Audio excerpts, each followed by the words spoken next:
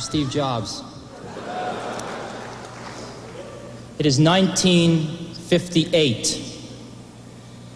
IBM passes up the chance to buy a young fledgling company that has invented a new technology called xerography.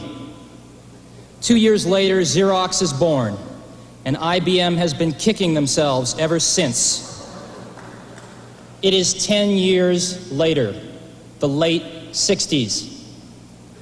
Digital Equipment, DEC, and others invent the mini-computer. IBM dismisses the mini-computer as too small to do serious computing, and therefore unimportant to their business. DEC grows to become a multi-hundred-million-dollar corporation before IBM finally enters the mini-computer market. It is now 10 years later, the late 70s. In 1977, Apple, a young, fledgling company on the West Coast, invents the Apple II, the first personal computer as we know it today. IBM dismisses the personal computer as too small to do serious computing and unimportant to their business. The early 80s.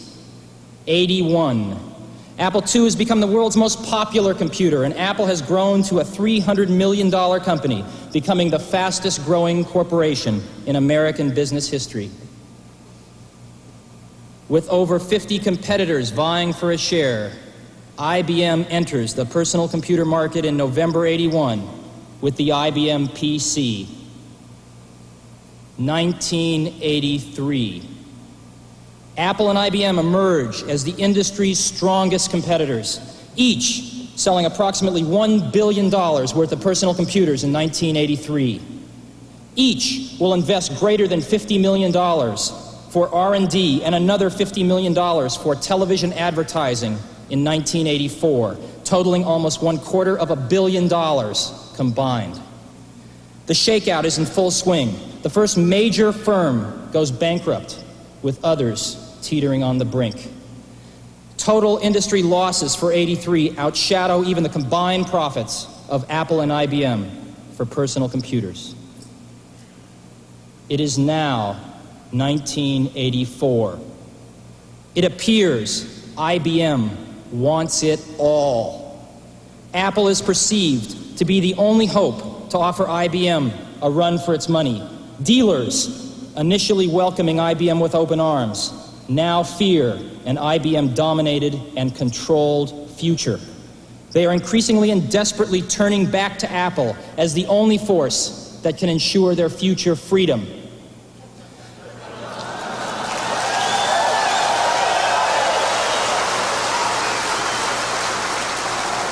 IBM wants it all and is aiming its guns on its last obstacle to industry control, Apple. Will Big Blue dominate the entire computer industry? The entire information age? Was George Orwell right about 1984?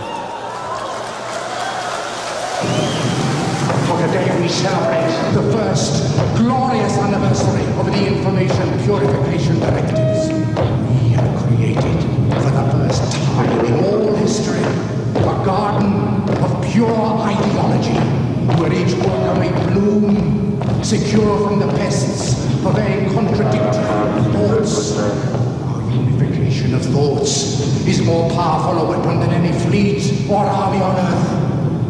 We are one people, with one will, one resolve, one cause. Our enemies shall talk themselves to death, and we will bury them with their own confusion.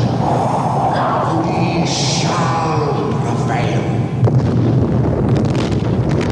On January 24th, Apple Computer will introduce Macintosh. And you'll see why 1984 won't be like 1984.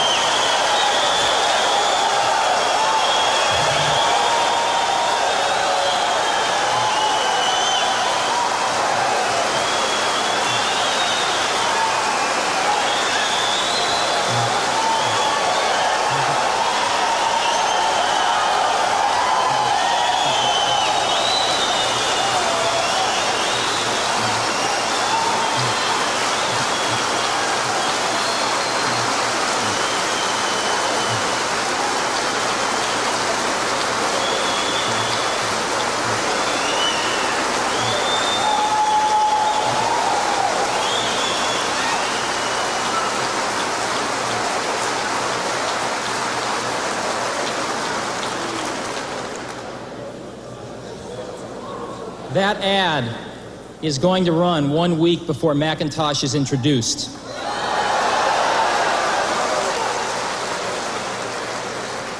And our ad agency that put it together is here today. Chiat Day, Jay Chiat's here. The principal, Lee Clow and Steve Hayden, that wrote the copy and did the creative, are also here. I guess they just heard what you thought.